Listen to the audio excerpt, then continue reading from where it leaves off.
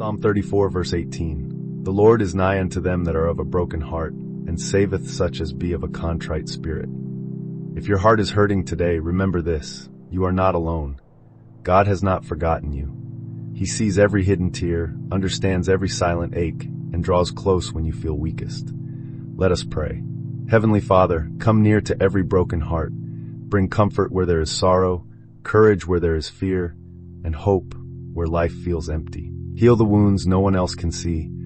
Help us release our pain into your loving hands. Restore our joy, renew our strength, and guide us into your peace.